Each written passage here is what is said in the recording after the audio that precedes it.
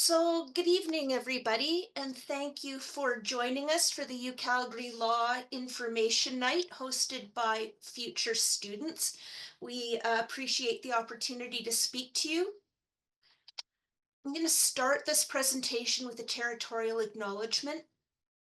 The University of Calgary is located in the heart of southern Alberta, and we acknowledge and pay tribute to the traditional territories of the peoples of Treaty 7, which include the Blackfoot Confederacy, comprised of the Siksika, the Piikani, and the Kainai First Nations, the Tsuut'ina First Nation, and the Stoney Nakoda, including Chiniki, Bearspaw, and Goodstoney First Nations. The city of Calgary is also home to the Métis Nation of Alberta. In today's session, we're going to talk a little bit about the program at UCalgary Law. I'll tell you a little bit about what a successful student looks like at UCalgary Law, the application process, highlighting a few things that are new, a little bit about tuition and financing your law degree, and a little bit about the law students that you can reach out to for more information. So the first thing I'd like to talk to you about is our holistic admissions at UCalgary Law. We've always been really proud of how we admit our students. And by admitting them holistically, we mean that we consider more than just your statistics when assessing files for admission. So your statistics would be your GPA and your LSAT score. We consider work experience, non-academic pursuits, as well as a statement of purpose and perspective that allows you to share what you most want the admissions committee to know about you.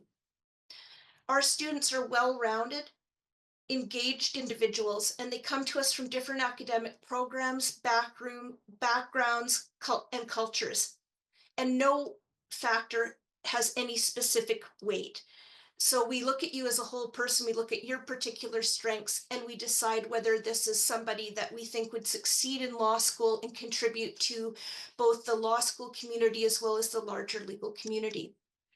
And we think that having a class that represents a lot of different perspectives and backgrounds makes for a really dynamic learning environment.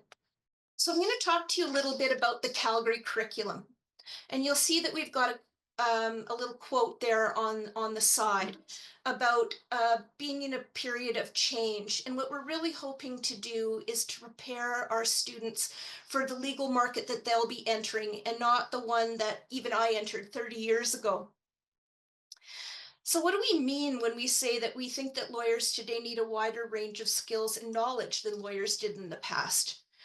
Well, the world is coming at us pretty fast these days, and change is about the only thing that we can count on these days. So we really do think that there are skills that you need to add to being somebody who has good academic background, an ability to communicate. We think you need to have resilience, an ability to embrace that change, to deal with ambiguity, to have some cultural competency and global awareness, financial literacy, um, things like this that we think are important to students today.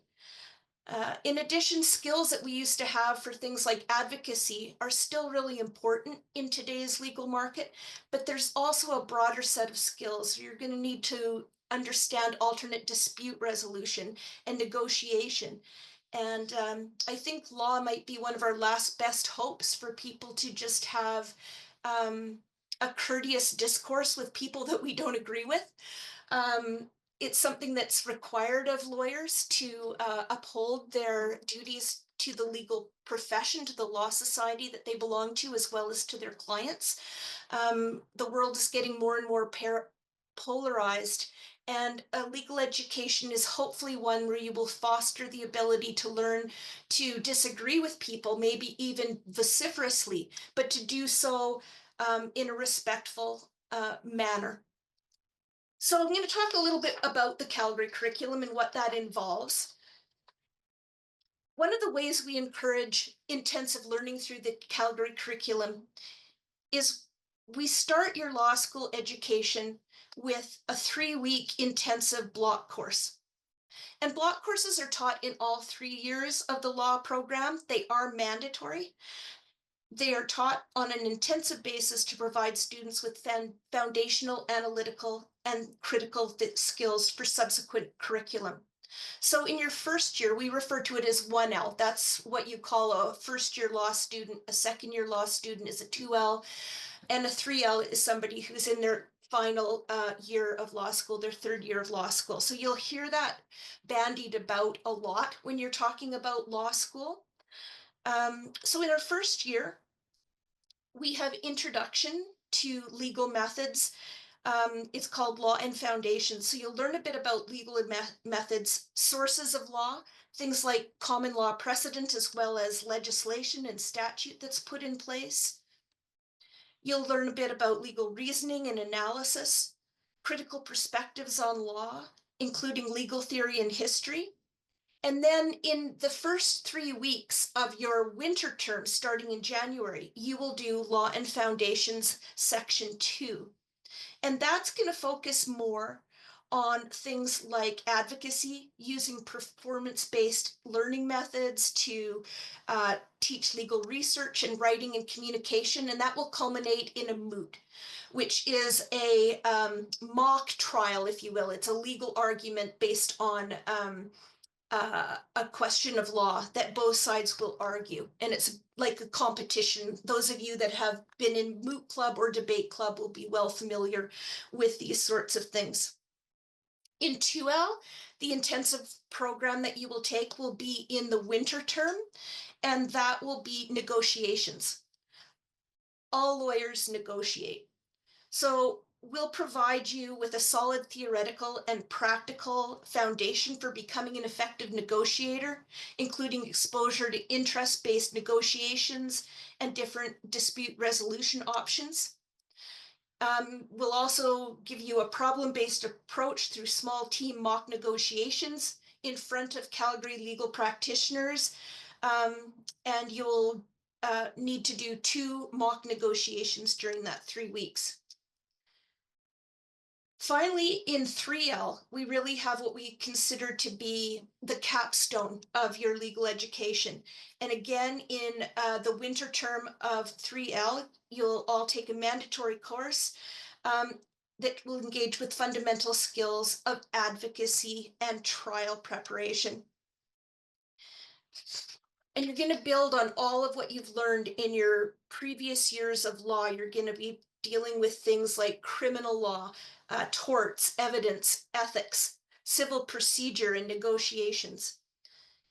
You get to choose whether it will be a criminal or a civil trial process that you'll engage in, and you will be involved in negotiating and drafting trial submissions. You'll have a pre-trial conference in front of a Court of King's Bench judge.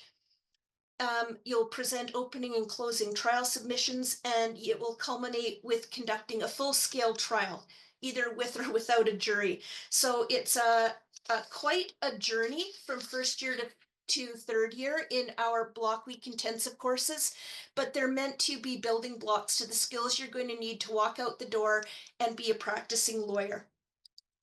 So some of the other things that the Calgary curriculum comprises is I like to think of it as being a real blend of theoretical, practical, clinical, and contemporary things. We really emphasize integrating practice and theoretical knowledge because we think you'll learn better by putting theory into action. And you hear a lot about experiential learning these days, but learning through doing has been part of the UCalgary ethos since the inception of the law school. We also put a focus in some of our classes on practical skills that you're going to require. So things like legal counsel, leadership, corporate and in-house counsel, and lots of different things like that that will allow you to learn some of those skills that you'll need to be a good lawyer. We're very proud of our clinical program that we have. We have a public interest law clinic. Usually that deals with an issue of social justice, often something that will pertain to the environment. Our business ventures clinic allows you to do startup or to do the legal work for startups in the Calgary legal community.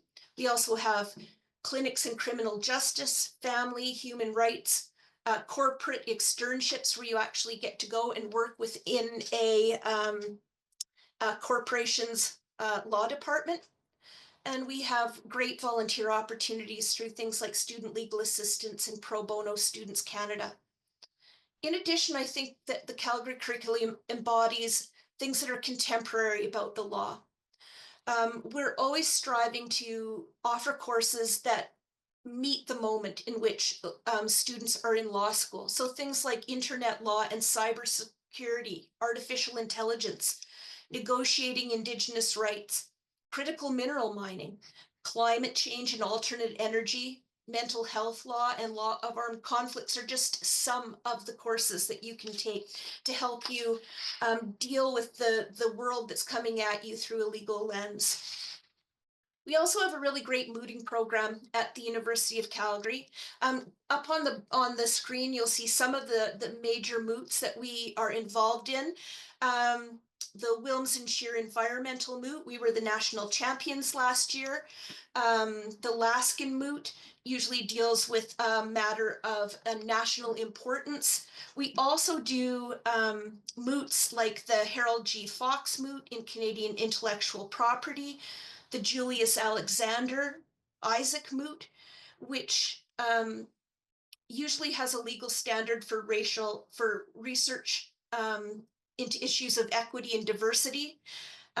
This year, I know that the topic is on racial profiling, which is an area of deep research for one of our professors, Gideon Christensen, who looks at racial profiling through artificial intelligence. I wanted you to know about some of our joint programs, certificates, and concentrations. So we're one of two law schools that offers a certification in common law in French, along with the University of Ottawa.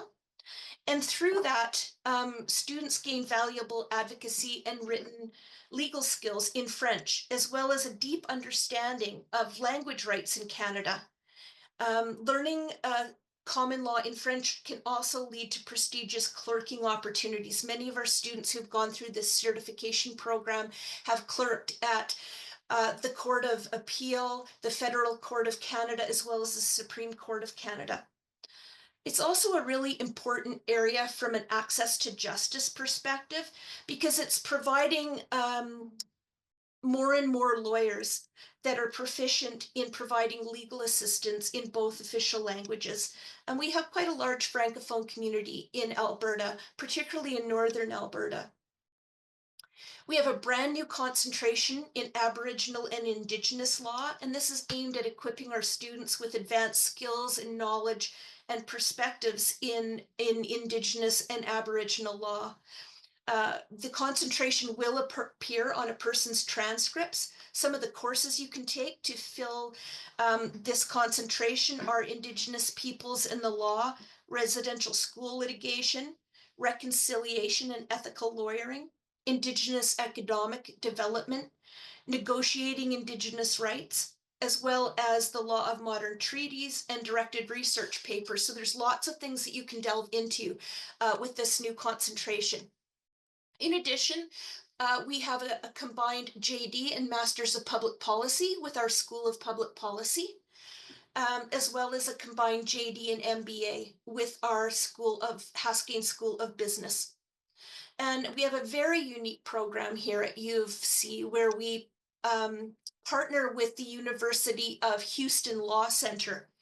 And our students spend 2 years at the University of Calgary, 2 years at the University of Houston, and they earn their JD in both countries in 4 years. And we've seen some of our students through this program wind up in lots of different legal markets, including New York and Houston, as well as London, England. So a really interesting program for people to think about. You apply to that once you're already a law student. In first year, they will take a sense of who's interested. They'll start some mentoring programs and you'll officially apply for the program in your second year. I wanted to also get you a little excited about some of the travel learning opportunities that there are at the University of Calgary Faculty of Law. I mentioned in our concentration on Indigenous and Aboriginal law that there is a course on modern treaties in the law, and that actually takes place up in the Yukon every spring. And it's a really interesting program. It allows you to meet with First Nation leaders, government leaders, Yukon based lawyers and judges, and other folks involved in the legal system. You'll learn some substantive law, but also the implementation challenges with respect to modern treaties. And as you may or may not know, most treaties in Canada have been settled for a very long time, but there's still some active treaties in BC and the territories. We also have our London Corporate Law Summer Institute, and that is where a few of our business profs will take students off to London, England, where you'll learn differing things, but with a real view to developing your knowledge and skills in representing Canadian entities, business entities in international milieu. And I've heard a rumor that the London Corporate Law Summer Institute might turn into something in Asia this coming year. But for now, it's only been held in London. I just spoke to you about our certificate in common law in French, which involves spending half a year in your third year, the fall term of your third year at the University of Ottawa in their French language program. And then we also have a number of international exchanges. And again, students take those in their first term of third year. The timetabling of courses deliberately ensures that there are no required courses during that term so that students can go away in their third year not worry that they're missing out on something they need to graduate. And our students go all over the place. They'll go to Africa, Asia, Europe, Oceania, being Australia and New Zealand. This is one of our students from last year who I believe was in Copenhagen. And she had a ball. I also wanted to talk to you a little bit about equity, diversity, and inclusion at the University of Calgary Faculty of Law. We've had a faculty EDI committee since 2020, which is comprised of students, staff, and faculty. I personally sit on the EDI committee. Every year in admissions, we have a 1L equity diversity and inclusion survey. We want to see a snapshot of who our students are.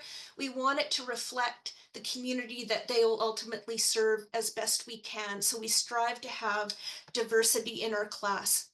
We also have an LSAT prep program for low income students. So for anybody who is low income, we have this opening in February, and it is taught by one of our students who did very well on the LSAT.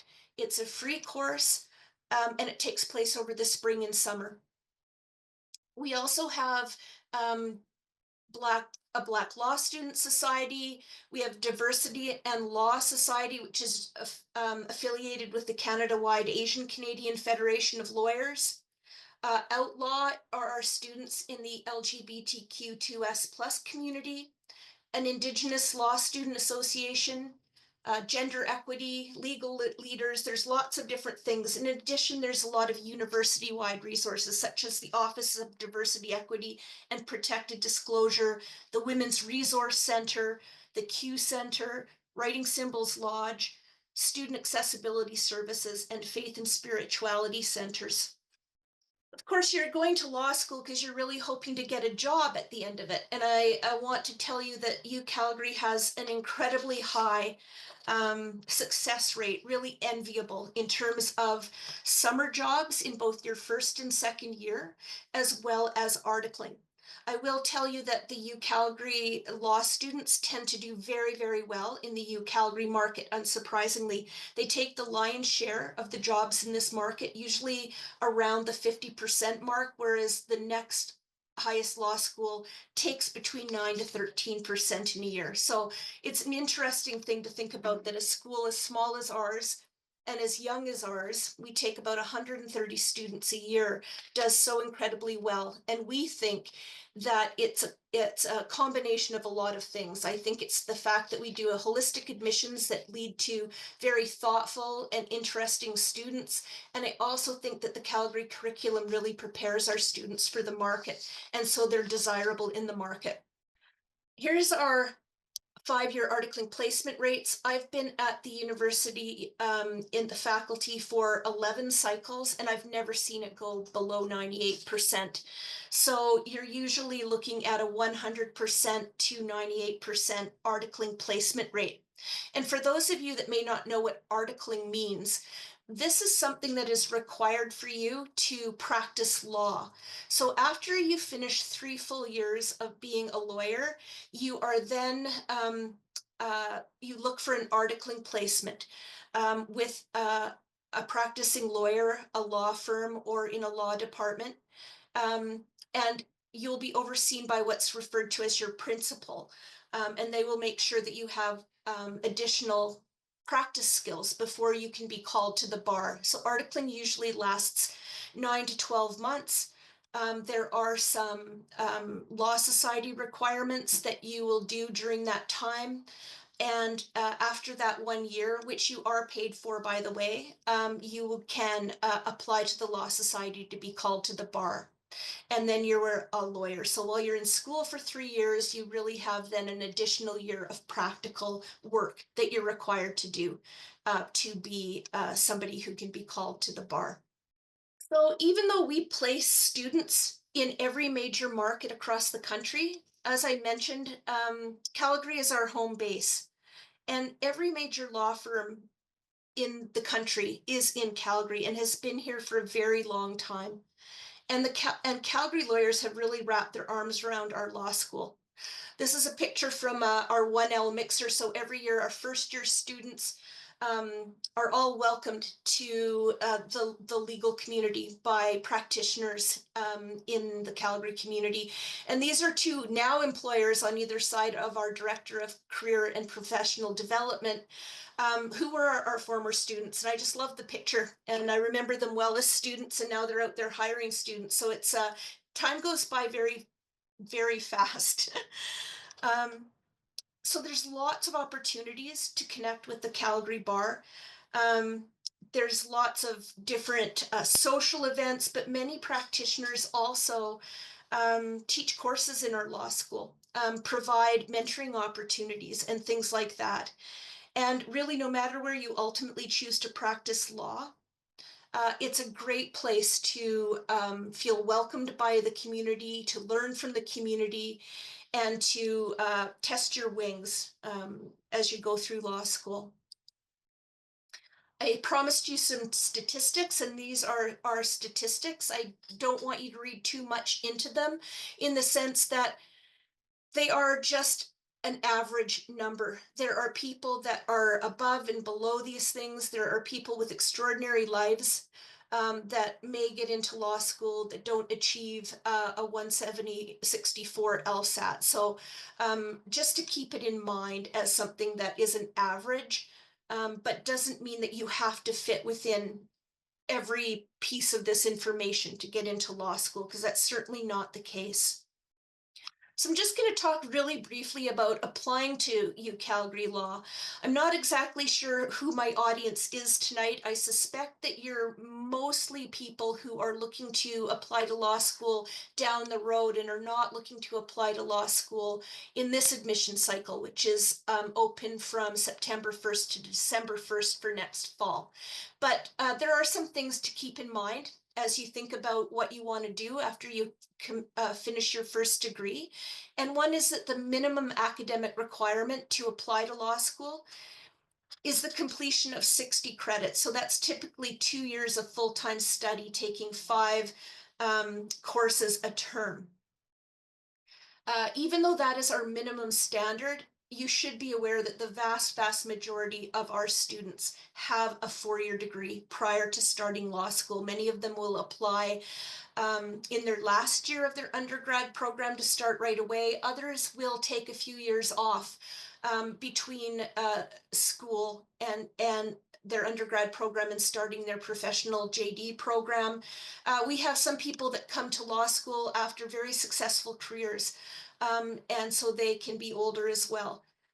Something to know, especially for you younger students thinking about law, and especially if you're getting a lot of pressure from your parents that you have to have a certain background to go into law, there are no preferred or required pre-law programs.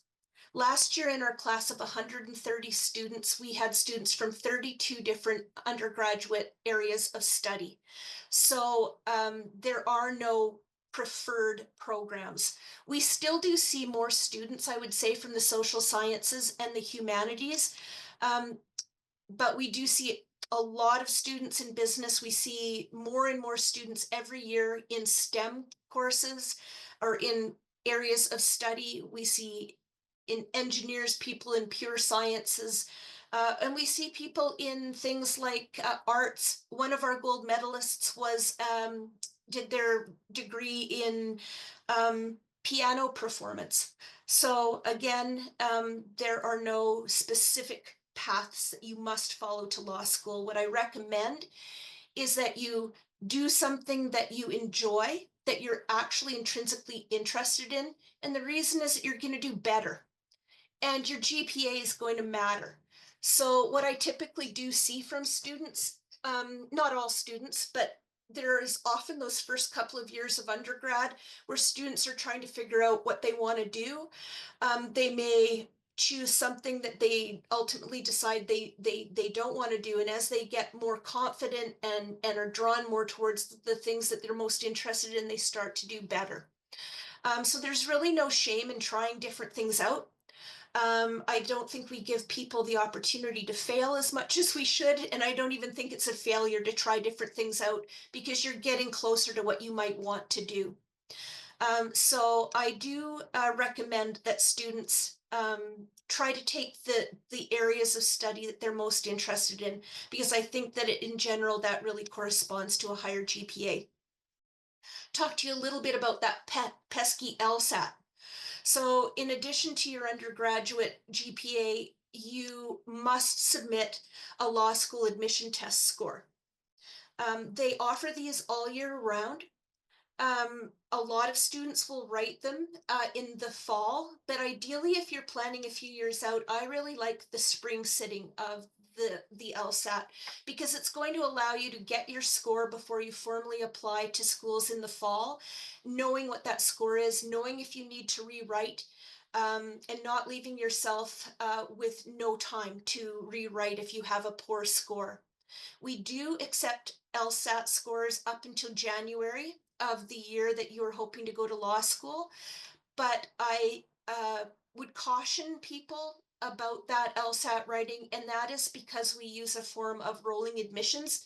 We start to admit students as early as November. And if you aren't going complete as an application until later in January, there's fewer spots that we can offer you. Having said that, many students do write in January, and we always do save some spots. But most of the students on our wait list every year, and we do have a number of students on the wait list every year, um, are ranked to be admitted, but there's simply not room at that time for them to write. The other thing you need to know about writing the LSAT is you have to have at least one writing sample on file. This is something that you can do through the Law School Admission Council.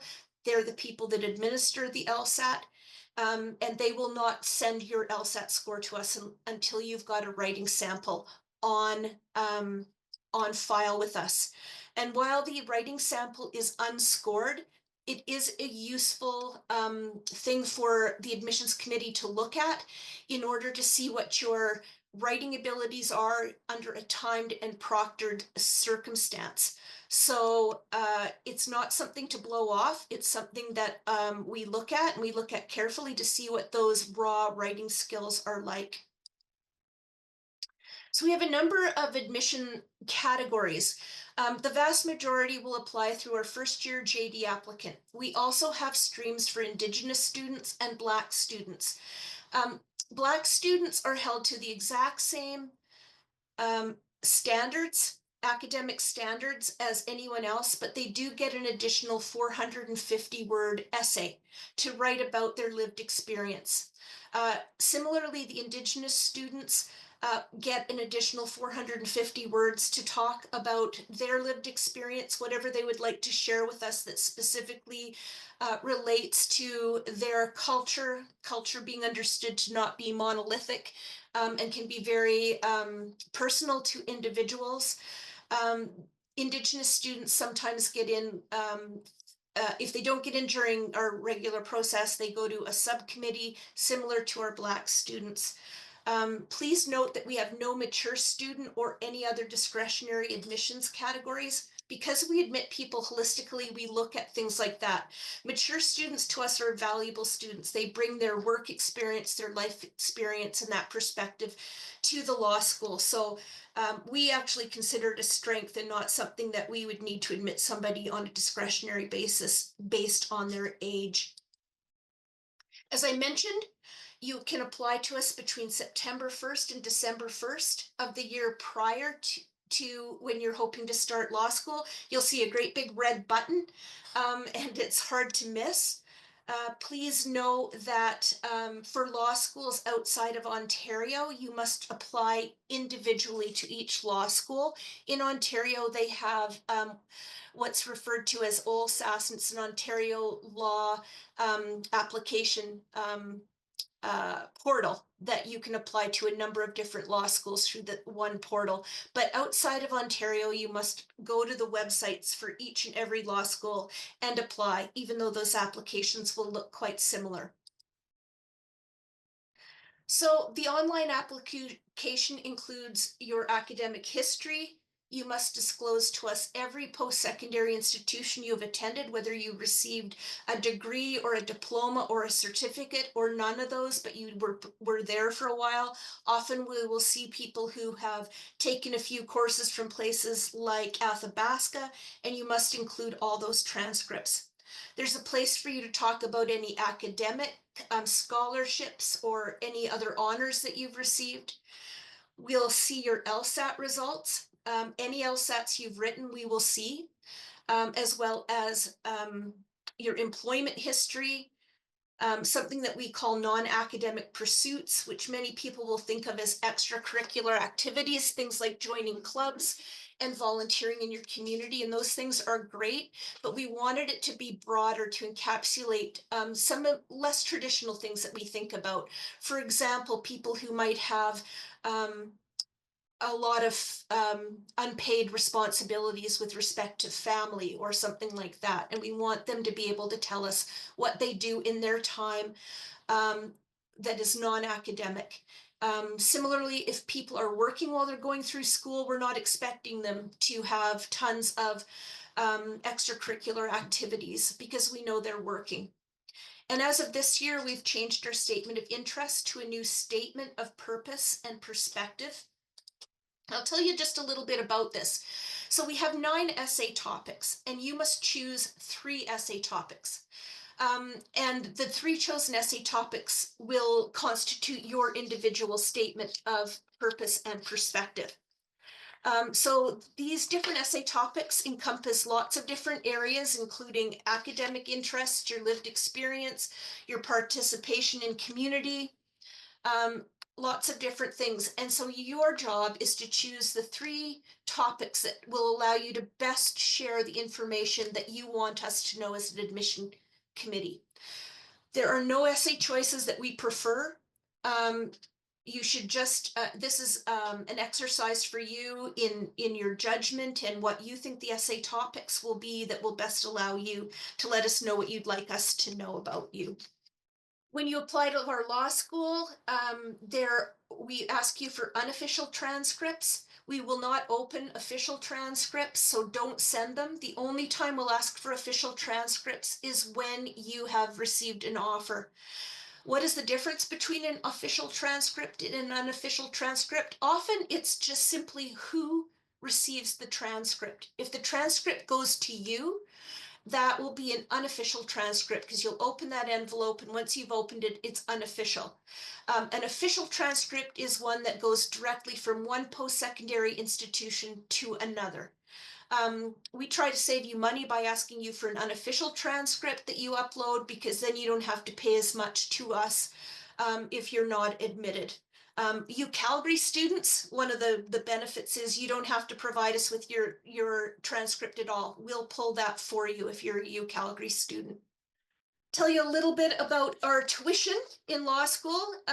Law schools are not inexpensive things, and we know that. So we're not saying that it's a bargain to go to law school anywhere, but I can tell you that our law school fees are very competitive with those you'll see across the country. You can literally get a full degree at U of C for what you'd pay for 1 year at some law schools in Canada. So there are, having said that, and the sticker shock of that, I want you to know that there's lots of different ways of financing your law degree. We have a number of scholarships and bursaries based on financial need and awards for people entering the law school as well as continuing the law in law school. Some of our entrance scholarships are automatic if you've applied to the law school, but that is a limited number of scholarships. For all other scholarships, you must apply to awards. And every year I am left trying to figure out who I'm going to give thousands of dollars to because people did not apply for awards. I think that there's a tendency for people to assume everybody else around them is much smarter than them. In law school, especially in first year, you'll see, people that really feel there's an imposter syndrome, like they're going to find out that I don't really belong here. Believe me, if you've been led into the law school, you belong. And as somebody who belongs, you should also be applying for financial assistance as you see fit. Um, Also, of course, there are student loans available to Canadian citizens or permanent residents. If you're within Alberta, you'll apply for provincial student loans. And if you're from outside of Alberta, you can apply for federal student loans. I wanted to talk to you just for a minute about the relationship between academic success and your own personal wellness.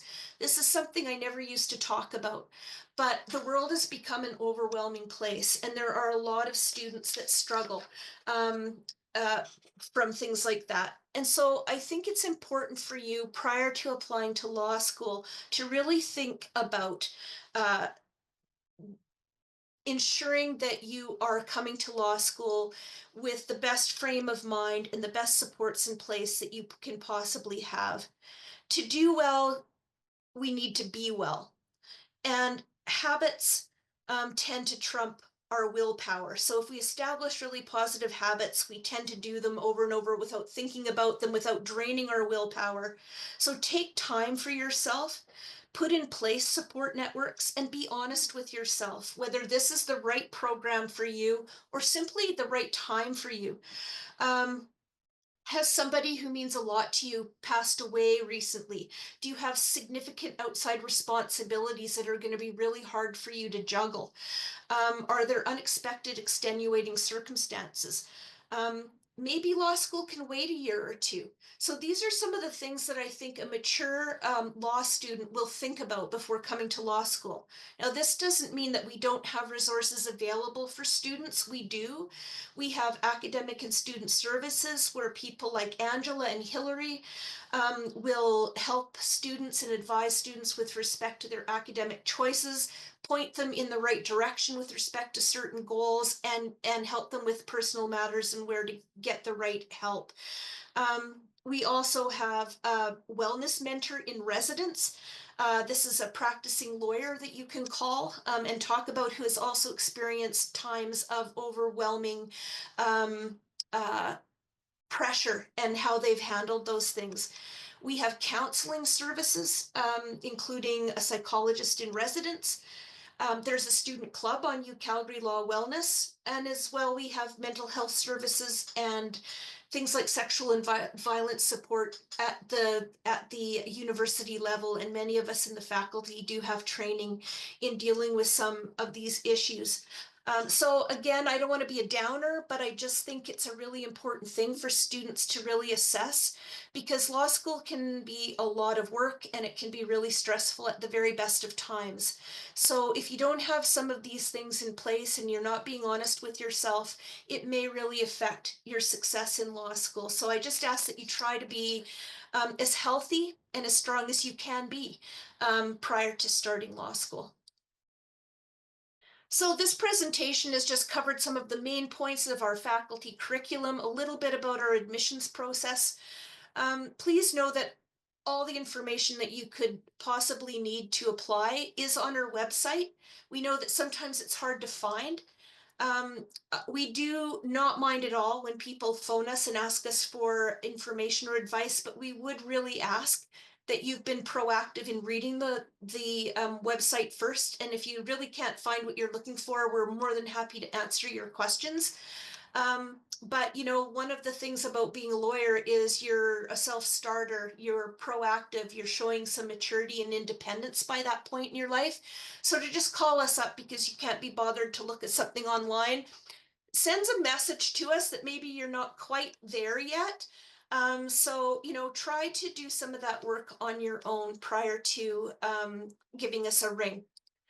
Finally, I just want to tell you that we have amazing student ambassadors. These are students in all of our first, second, and third years that volunteer. You can find them at lawambassadors at ucalgary.ca. You'll see profiles of them. It's easy to find somebody who may have done a similar area of undergraduate study or be from a part of the country or the world that you're from or things like that. They will take you on a tour if you happen to be in Calgary, but they can also answer questions online and they're really active on Instagram and they do some sessions on Discord and things like that. So I highly recommend that you connect with our law ambassadors. They're just wonderful students. And that is the end of my presentation. I'm happy to answer any questions that there might be.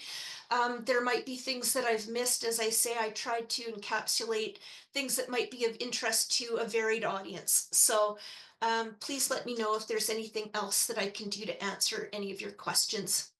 I'd also mention that every fall we have an open house at the law school where we invite students in for half a day to meet with us, to learn more about the law school, to meet with students in the different clubs and things like that. So if you're somebody who's a few years out yet from that, please keep an eye on our open house, which generally takes place towards the end of October, but we don't have a date set for fall 2025 yet. We feel like we're just finishing up with the open house from this year. We also offer a number of info sessions that will go over more carefully our admissions criteria for students applying in any given year. We usually have those once or a month during our application cycle, as well as at the very, very end of November, we have an Ask Me Anything session for people who are just about to hit send on their applications and they might have a few questions. So there's lots of ways that you can find out more about the admissions process. Um, you can talk to us or our student ambassadors if you have more questions about any aspect of our programming or how they feel about being a law student. Okay, That's a good question. Somebody's asking what percentage of applicants are admitted. And you know, it really depends from year to year. We usually receive around between about 1,100 and 1,500 applications for about 130 to 135 spots. But in any given year, we might make more offers. A good year for us would probably be about a 2-to-1 offer ratio. But some years we'll make more than that. And I have yet to figure out really the rhyme and reason to that. About 30% of our students in any given year are from out of province. We have a number of students from BC and Ontario, other places, but that's where the majority of them come from, though, if they're out of province. Um, and that's just how it works out. We don't have any specific priorities for in province or out of province students, but that's generally how it tends to work out in any given year. Um, and, you know, generally a fairly even split in genders, uh, maybe tilted a little more towards people who identify as female in later years, but generally a pretty even number. High school marks do not count. We will only look at your undergraduate marks. And while we calculate your GPA on your last 60 credits, your last 2 years of school, we do see your entire transcript. We're looking for an upward trajectory or consistent um, academic performance. We look to see if there are any unexplained gaps. Um, if you've got a few W's sprinkled in your transcript, we don't worry about that. But if suddenly you're gone for an entire term and it's all W's and there's nowhere you've explained that, there's space in your statement of purpose and perspective where you can talk about things like that. We'll wonder about that, so don't think we won't notice. We will. Yeah, we'll look at all of your transcripts and try to piece together those sorts of things. So if there's any sort of weakness that you see there, it's better for you to address it than for me to use my wild imagination and wonder what's going on there without any explanation from you. We're all humans. We all have times in our life when we're not working as well as we can. We're really looking at your overall performance, but we do like to see a short explanation if there is a time when you really faltered.